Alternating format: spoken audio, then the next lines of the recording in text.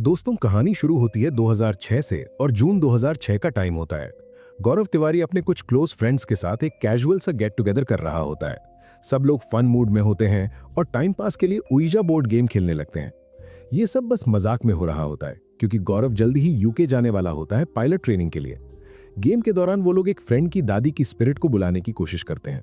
पहले सबको लगता है गौरव एक्टिंग कर रहा है क्योंकि वो अचानक अजीब बिहेव करने लगता है और उस फ्रेंड को वैसे ही टीज करता है जैसे उसकी दादी करती थी।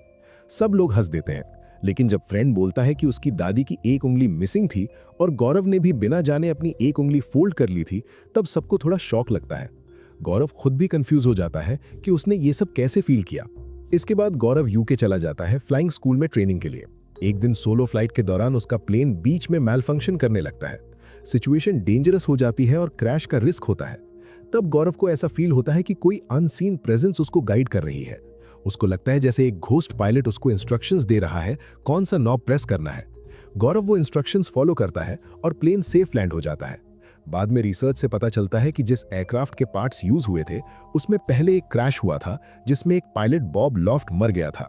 गौरव बिलीव करने लगता है कि उसकी जान उस पायलट की स्पिरिट ने बचाई। ये इंसिडेंट उसकी लाइफ कंप्लीटली चेंज कर देता है। गौरव वापस इंडिया आता है और अपने एक्सपीरियंस के बारे में अपनी फ्रेंड निहारिका को बताता है, जो साइकोलॉजी स्टूडेंट है। निहारिका लॉजिकली सोचती है, पर गौरव को स्ट्रांगली फील होता है कि उसका स्पिरिट से कनेक्शन है। 2007 में गौरव एक मेटाफिजिकल चर्च जाता है जहां लोग पैरानॉर्मल एबिलिटीज टेस्ट करते हैं। वहां उसको एक हॉन्टेड हॉस्पिटल में ले जाया जाता है जहां मॉग लॉकर नंबर 10 में एक स्पिरिट होने की बात होती है। गौरव हिम्मत करके लॉकर में लेट जाता है और वहां एक फीमेल स्पिरिट से कनेक्ट करता है। स्पिरिट उसको एक ब्रेसलेट देती है और डिसअपीयर हो जाती है। टीम कंफर्म करती है कि गौरव में मीडियम जैसी एबिलिटी है, लेकिन जब गौरव ऑफिशियल रिपोर्ट में घोस्ट पायलट वाली बात लिखता है तो अथॉरिटीज उसको मेंटली अनफिट बोलकर पायलट लाइसेंस डिनाई कर देती हैं। गौरव डिसाइड करता है कि अब वो पैरानॉर्मल इन्वेस्टिगेटर बनेगा। घर आकर वो अपने पेरेंट्स को बताता है कि वो घोस्ट इन्वेस्टिगेशंस करेगा। पेरेंट्स शॉक्ड होते हैं और फादर चाहते हैं कि वो फैक्ट्री ज्वाइन करे, लेकिन गौरव का माइंड सेट हो चुका होता है। एक न्यूज़पेपर में वो मुंबई हॉस्टल हॉन्टिंग केस पढ़ता है जहां एक स्टूडेंट पर अटैक हुआ था। गौरव तुरंत मुंबई चला जाता है और हॉस्टल रूम इन्वेस्टिगेट करता है। वहां उसको स्ट्रॉन्ग प्रेजेंस फील होती है, लेकिन पुलिस उसको वहां से निकाल देती है। फिर भी गौरव डिसाइड करता है कि वो इंडियन पैरानॉर्मल सोसाइटी बनाएगा। धीरे धीरे उसकी टीम बनने लगती है। मेघा जो सेंसिटिव है, राज जो वीडियोग्राफी करता है और बाद में सिद्धार्थ ज्वाइन करता है। 2007 में उनका पहला मेजर केस आता है गोरेगांव के एक विला में, जहां विक्रम और दिशा रहते हैं अपने डॉग ब्रूनो के साथ। डॉग अजीब बिहेव करने लगता है और हाउस में पैरानॉर्मल साइंस मिलते हैं, cold spots, battery drain, EMF spikes. Investigation से पता चलता है कि 2 साल पहले यहां अविक नाम का लड़का जलकर मर गया था। उसकी स्पिरिट रेस्टलेस है। दिशा सीक्रेटली किसी और से अफेयर कर रही होती है और अविक की बिट्रेल वाली डेथ ट्रिगर हो जाती है। स्पिरिट दिशा को टारगेट कर रही होती है। गौरव स्पिरिट से बात करता है और दिशा अपनी मिस्टेक एक्सेप्ट करती है। उसके बाद स्पिरिट काम हो जाती है और ब्रूनो भी सेफ हो जाता है। ये आईपीएस का पहला सक्सेसफुल केस होता है। फिर एक और केस आता है जहां 3 इंजीनियरिंग स्टूडेंट्स को एक छोटे बच्चे की स्पिरिट फॉलो कर रही होती है। इन्वेस्टिगेशन में पता चलता है कि वो बच्चा एक्सीडेंट में मरा था और लोग उसको बछुआ बोलते थे। गौरव टेंपल में प्रेयर करवाता है और बाद में रिवील होता है कि उस स्पिरिट ने एक्चुअली उन स्टूडेंट्स की जान बचाई, क्योंकि वो ट्रिप पर जाते तो बस एक्सीडेंट में मर जाते। इस केस के बाद सिद्धार्थ आईपीएस ज्वाइन कर लेता है। टाइम के साथ आईपीएस पॉपुलर होने लगती है, लेकिन पैसे की प्रॉब्लम होती है। एक न्यूज चैनल उनको हॉन्टेड रियलिटी शो ऑफर करता है। पहले गौरव मना करता है, पर फाइनेंशियल प्रेशर में अग्री करता है विद कंडीशंस कि कुछ फेक नहीं होगा। शो शूट के दौरान एक हॉन्टेड मैंशन में रियल पैरानॉर्मल एक्टिविटी हो जाती है। क्रू ने कुछ फेक स्कैर्स प्लान किए होते हैं, पर एक्चुअल स्पिरिट अग्रेसिव हो जाती है। गौरव फील करता है कि कुछ डेंजरस है और शो से एग्जिट कर जाता है। उस दिन के बाद से गौरव थोड़ा डिस्टर्ब रहने लगता है। 2011 में एक और डेंजरस केस आता है फ्लैट 302 का, जहां मल्टीपल स्पिरिट्स ट्रैप्ड होती है ड्यू टू ब्लैक मैजिक। गौरव अकेला अंदर जाता है और डजन स्पिरिट से डील करता है। वहां एक न्यूली मैरिड गर्ल की स्पिरिट उसको एक छोटी सी चिट देती है। गौरव इस चिट को किसी को नहीं दिखाता। तब से उसका बिहेवियर चेंज होने लगता है। ईयर्स पास होते हैं और 2016 के आसपास गौरव बहुत स्ट्रेस्ड रहता है। उसको लगता है कोई पुराना केस वापस आया है। उसको बछुआ स्पिरिट फिर से दिखने लगती है, जो यूजुअली डेथ वार्निंग होती है। वो निहारिका से मिलता है और कहता है कि उसको लगता है कोई उसके पीछे है। निहारिका सोचती है ये स्ट्रेस है, पर गौरव श्योर है कि कुछ पैरानॉर्मल हो रहा है। 7 जुलाई 2016 को गौरव घर पर होता है।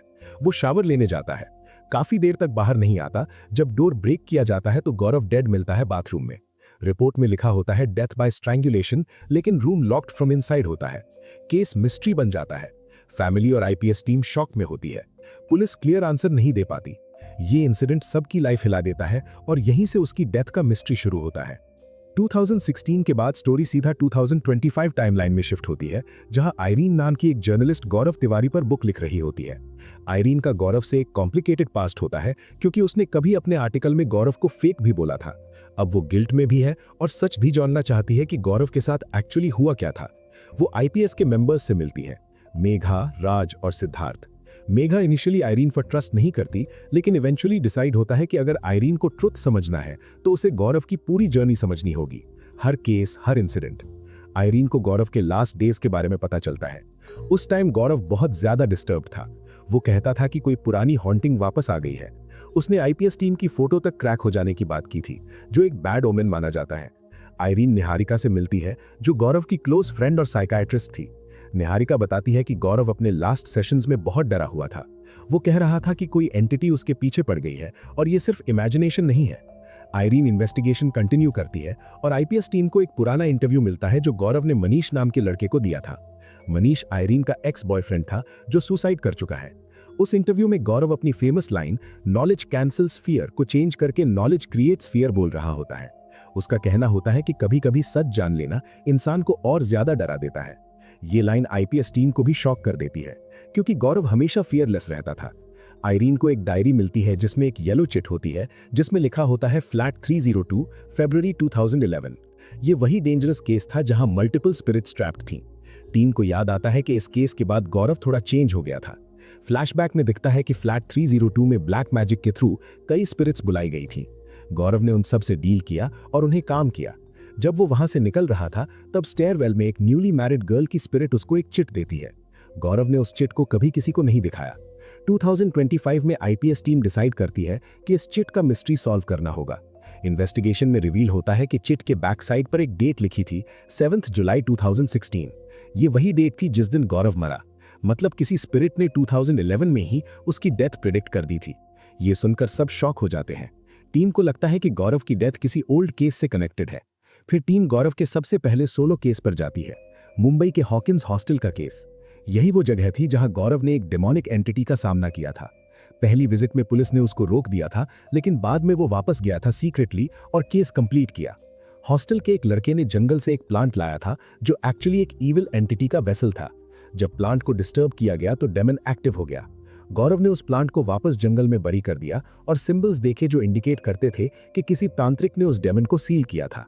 टीम को रियलाइजेशन होता है कि वो प्लांट टाइम के साथ ट्री बन गया होगा और फिर किसी ने उसे काट दिया होगा। जब ट्री कट हुआ, डेमन कंप्लीटली फ्री हो गया।